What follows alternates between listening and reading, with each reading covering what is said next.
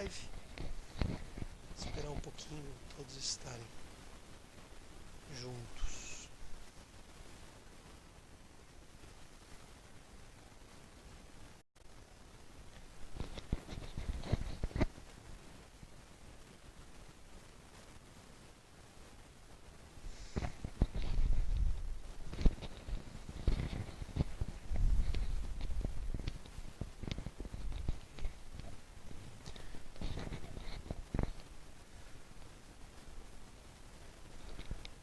Tá todo mundo chegando aos pouquinhos, então boa noite, bem-vindos a essa live, onde nós vamos falar sobre qual é o propósito das crises.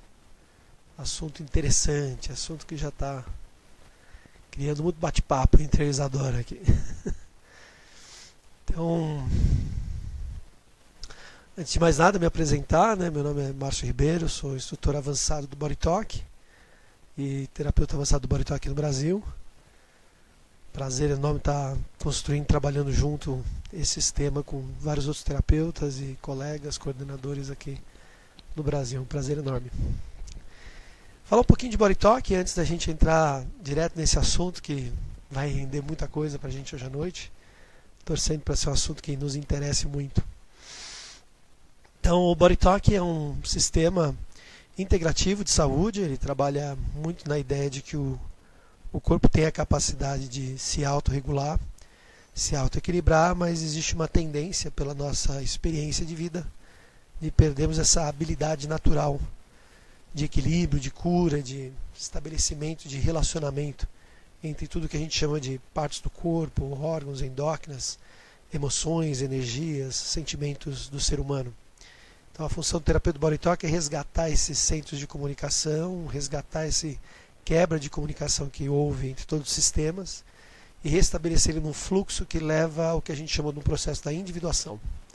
Então o lado filosófico, o lado espiritual, se a gente quiser chamar, o lado do desenvolvimento da consciência do eu, dentro do Body Talk, é da individuação do eu. E aí é onde cair dentro desse assunto do propósito das crises, ou qual o propósito dessas crises, dá muita margem para diálogo, muita margem para autodesenvolvimento com essa conversa.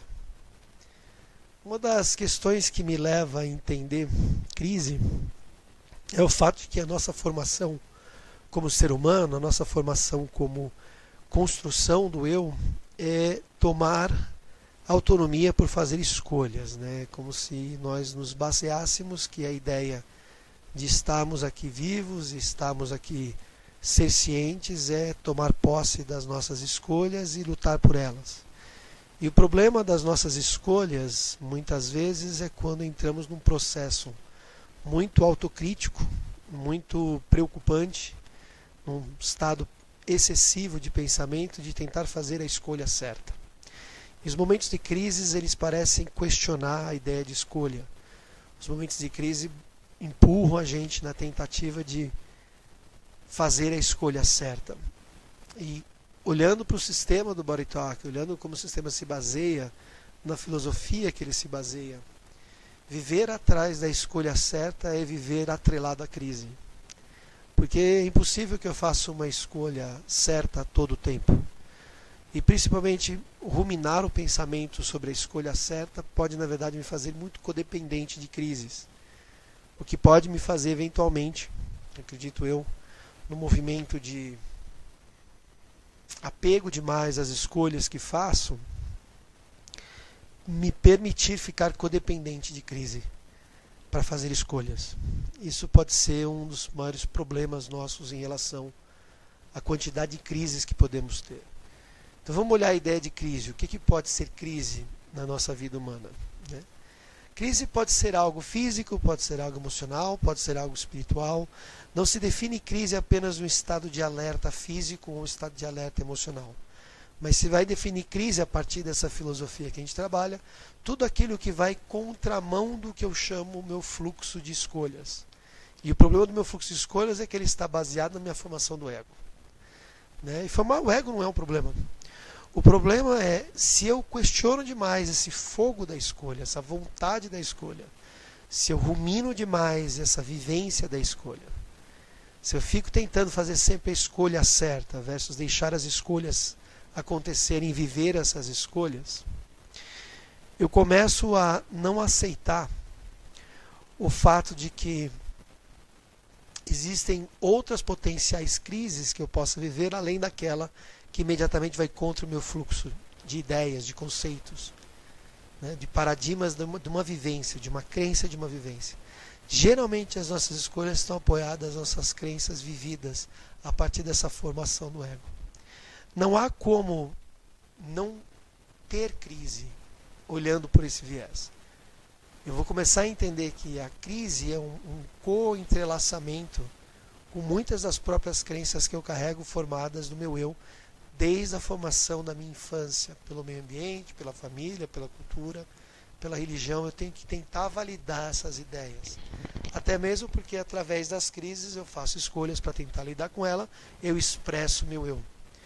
E a questão de expressar o meu eu a partir das crises depende muito, na viés do Body Talk, de eu assimilar novas identidades possíveis de outras crenças que eu posso assimilar, que criam mais flexibilidade na forma de lidar com crenças, de lidar com crises, do que eu ficar segurando um jeito só de tentar lidar com toda a crise que aparece. Em outras palavras, a crise pode ser uma tentativa de transformar o grau de escolhas que você tem. Agora, existe escolha? Nós vamos ter que cair num paralelo sobre isso, porque a delícia desse trabalho do Body Talk baseia-se muito na função da Advaita, da Vedanta. Não temos escolha, certo? Se eu te falei que as escolhas que a gente faz para lidar com as crises vêm da formação do meu eu, que começa lá atrás, pela cultura, pelo ambiente, pela região e pela família, você de fato nunca fez uma escolha. O que você fez foi filtrar, a partir dos seus ensinamentos prévios, uma identidade de escolha para lidar com a crise que apareceu. Isso não necessariamente vai dar nunca uma ideia de certo ou errado, percebe? Isso pode gerar, na verdade, um outro grande conflito. Um conflito de possessividade. Tem que ser do meu jeito, senão não quero. Todo mundo tem que seguir a minha ideia, senão não quero. Se não for do jeito que eu estou falando, vai dar errado. Né? E muito disso traz uma sensação falsa de segurança. Quando a gente se apoia em grupo, e isso acontece muito em família, isso acontece muito em cultura, há uma sensação que em grupo a gente não vai falhar. Que em grupo, de algum jeito, todo mundo vai se concordar, então quem não quiser escolher aquilo ali, fica de fora. E esse sentimento de separação é o que nos cria a vontade de escolher a coisa certa na hora da crise. Então há uma crença de separação nos momentos de crise. No momento de crise eu acho que aquilo só está acontecendo comigo, no momento de crise eu tento encontrar alguém para comparar, no momento de crise eu vejo a escolha do outro e julgo se vai ser boa para mim ou não. No momento de crise a consciência de separação fica à flor da pele. Eu tento encaixar-me, enquadrar-me, ser aceito, viver dentro daquela conferência. Vamos olhar, por exemplo, conceitos que a gente até fala no coloquial, né, no relacionamento humano, que não se deve discutir política, porque a gente nunca vai chegar num lugar comum. A questão talvez que a gente deveria fazer, tem que chegar num lugar comum? Existe de fato a necessidade desse movimento de hegemonia, esse movimento que todo mundo escolhe a mesma coisa, senão está errado? Ninguém pode ter escolhas paralelas e diversas. E se tomando a responsabilidade de que a escolha que tem de fato não é uma escolha verdadeira, são só filtros da consciência na qual foi criado, educado, não há um autoquestionamento sobre as escolhas feitas na crise, então você não fez nenhuma escolha. Mas o que é importante fazer a partir do princípio desse tratamento, a partir do princípio desse autoquestionamento, é que não é importante a escolha que eu faço ser certo ou errado. O importante é fazer escolhas. Porque escolhas têm que ser feitas, mas não assumir que a escolha feita tem que dar certo ou errado. Não importa se ela dá certo ou errado. Não importa se isso vai de fato te aliviar, porque o alívio agora pode ser o desastre amanhã. Não existe alívio absoluto e não existe desastre absoluto. Tudo pode ser mudado de alguma forma, desde que haja esse lugar do autoquestionamento que produz um efeito de eu questionar a escolha que eu faço nos momentos da crise. Eu estou querendo proteger, eu estou querendo sanar, eu estou querendo evitar, eu estou querendo que não aconteça de novo, O que eu estou querendo quando esse querer invadido pelo poder da escolha, que é uma formação do ego, tem que ser exercida, se faz presente no momento da crise. E aí eu tenho que começar a questionar. Será que a crise de fato existe? Ou eu cocrio a crise, percebo como crise, porque eu tenho que exercer minha função de escolha? E a confusão começa. A confusão começa na visão do Boritok. As escolhas elas estão muito apoiadas dentro da formação da consciência do eu que se espelha, dentro do conceito da medicina chinesa, das consciências dos órgãos endócrinos e partes do corpo. Ou seja, existe uma expressão do eu que acontece organicamente. Quando eu exerço de mais um jeito só de escolher, eu posso estar distorcendo a consciência natural daquela área e levo ela a uma consciência patológica. Então, de certa forma, para o Boritok, a manifestação doente de um órgão, de uma endócrina, de uma parte do corpo, tem ali também presente uma distorção da consciência da área. Então, se a gente for olhar junto, por exemplo, a articulação do punho. Das articulações do corpo, essa articulação é conhecida psicologicamente como da articulação mais inteligente do corpo.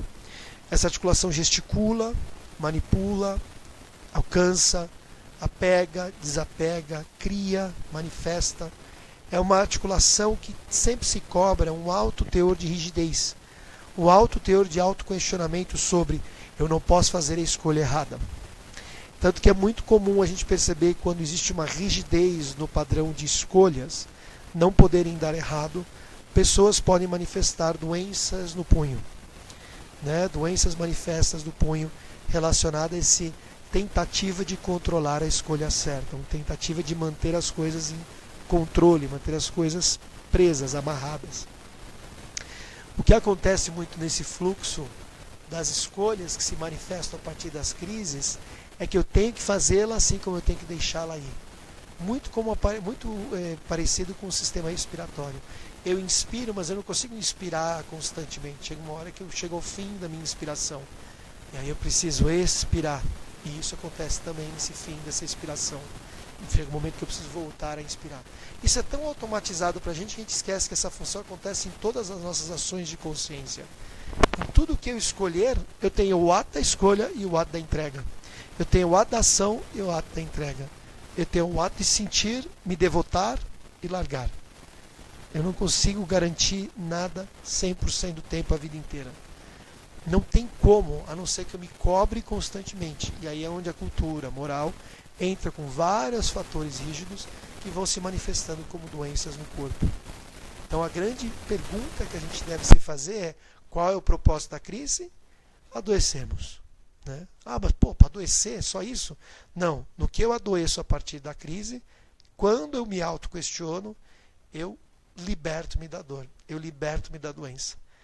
E se a gente for pensar muito bem sobre isso, quando foi que se formou essa ideia de padrão de escolhas? Na infância, naquele início daquele processo.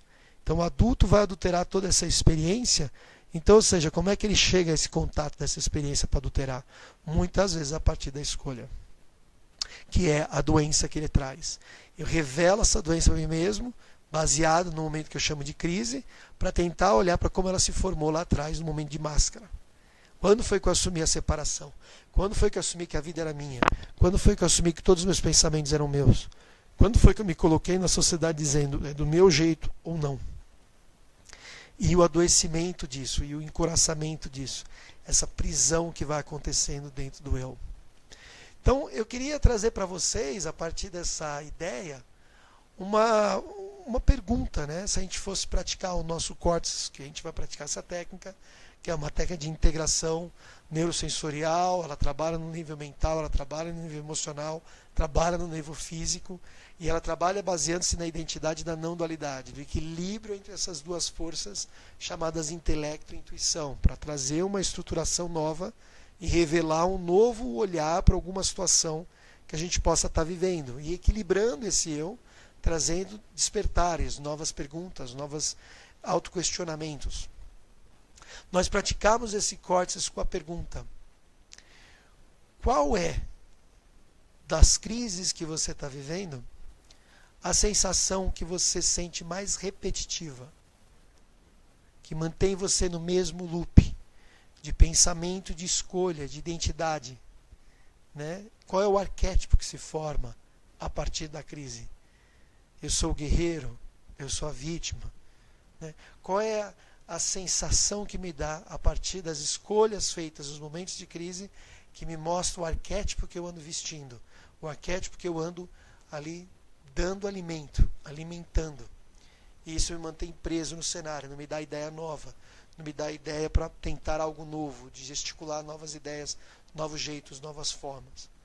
Então agora, quando a gente for praticar esse córtex, nós vamos praticar com esse foco.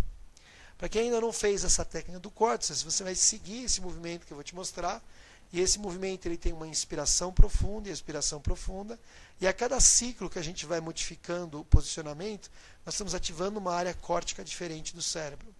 E estimulando com a outra mão, em leves toques na cabeça, no coração e no intestino, o potencial que existe em todos esses três cérebros, com seus diferentes mecanismos, do intelectual, emocional, individuação espiritual, e instinto revelador de um discernimento mais claro, e menos intelectualizado, e menos mental, menos cultural, menos ambiental, mais autêntico, uma nova forma de ver, um novo eros, um novo insight, um novo despertar, que dá uma força de virtude, de vontade de ir para o mundo e fazer diferente. Não porque você quer ser melhor, não porque você quer escolher melhor que o outro, porque não existe melhor que o outro, apenas fazer diferente, porque o que existe depois de todas as crises serem olhadas a partir desse autoquestionamento? Inúmeras formas de você se expressar.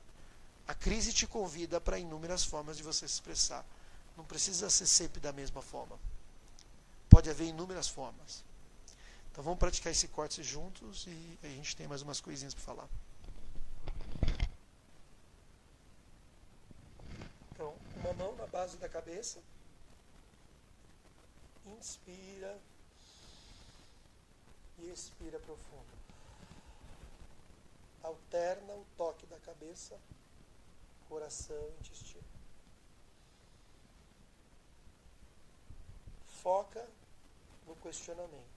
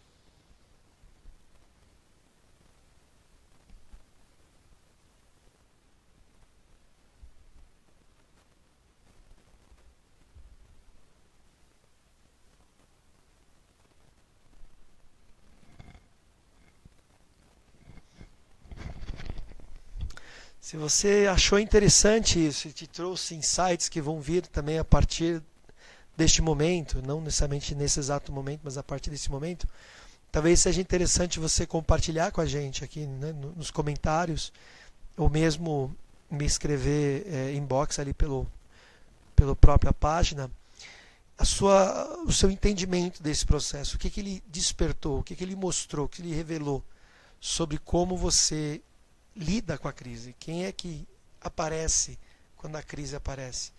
Qual é o arquétipo? Qual é essa mascaração, um jeito somente de atender às necessidades da crise ou de usar as mesmas escolhas para aquela crise? Que outra forma pode aparecer? Que outro ser pode aparecer? Foco na crise mais recorrente na vida.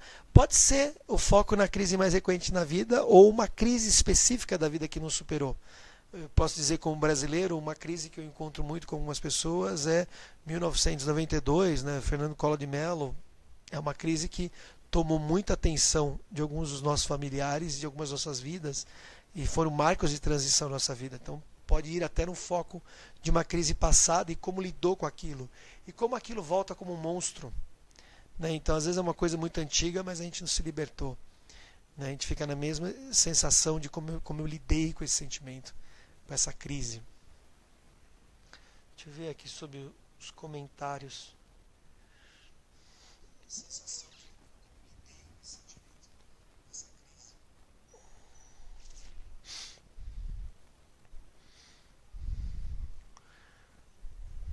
É interessante, né? A Ana Paula colocou, Ana Paula Malagueta colocou: a crise escolhe por nós.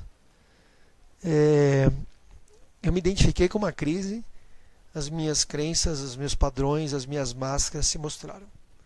Tudo que eu identifico como uma crise, assumo aquilo como uma verdade absoluta, e aquilo me traz uma revelação, me coloca em gatilho, me coloca em projeção, me coloca num estado de alerta, seja uma crise emocional forte, no qual eu não consigo lidar com, por exemplo, um luto profundo, uma perda profunda, e eu começo a perceber um autoquestionamento sobre aquela luta profunda que vem com a projeção de: mas por que isso aconteceu?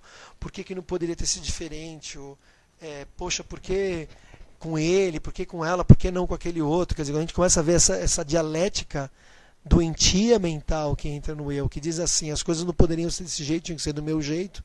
Então, claro, acho que a crise de fato procura a gente para revelar cada vez mais para nós a forma como a gente lida incoerente com os estresses.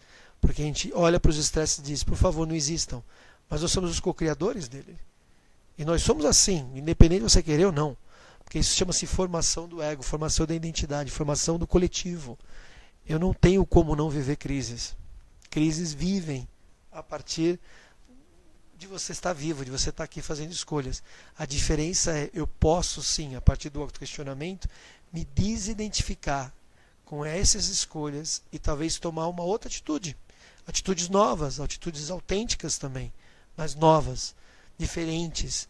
Não por ser melhor, não porque é a melhor, não porque foi melhor que a outra, não porque foi melhor que aquele ou aquele outro, apenas porque pode ser diferente. Porque você tem inúmeras formas de viver aqui, inúmeras formas diferentes. Não existe forma igual. É fantástica essa possibilidade.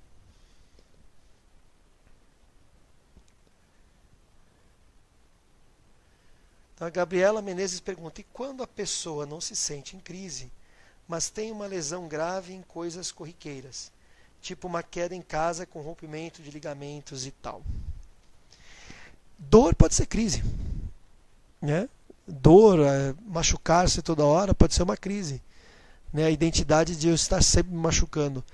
Podem existir perfeitos arquétipos que se demonstram ali para você. Pode ser o da vítima, pode ser o que eu preciso de atenção, pode ser estou precisando de ajuda, mas não estou pedindo. Podem ser inúmeras formas que aquelas doenças roqueiras. E aqui na versão que você colocou também, romper um ligamento. A palavra ligamento é ligar. Eu posso até fazer um trocadilho que é ligar a mente. O que não está querendo ligar? Ou o que está precisando romper? Talvez exista aí um padrão muito constante numa área. Vamos olhar, por exemplo, para os tornozelos, que tendem a ser ligamentos que se machucam com frequência no corpo humano.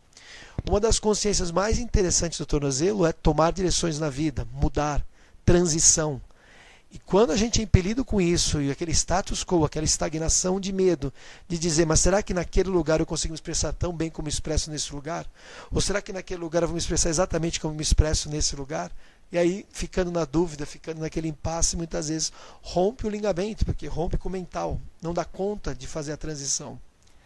Então, muitas vezes, os arquétipos da crise, da dor, a crise da doença, ela está tentando te manifestar um novo padrão de consciência, uma nova forma de se conhecer.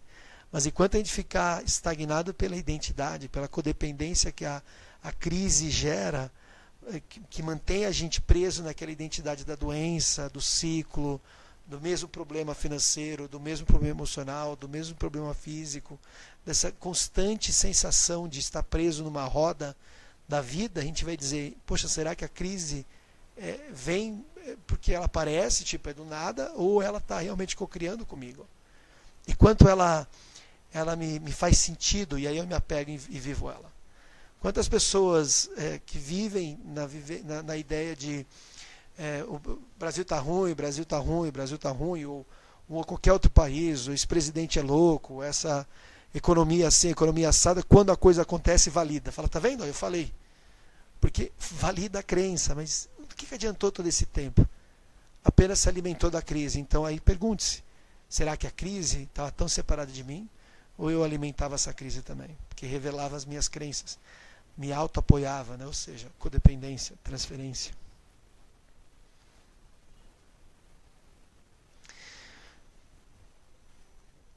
Confesso que eu não sei quanto tempo que a gente já está aqui, mas acredito que está bom.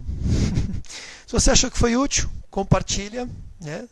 Passa à frente aí. A gente fica muito feliz com esse movimento que os lives estão trazendo. A gente vai ganhando consciência juntos e sinto cada vez mais uma força coletiva nesse trabalho de se conhecer, né? Isso é uma das coisas que mais me interessou nesses 14 anos que eu estou no Body Talk.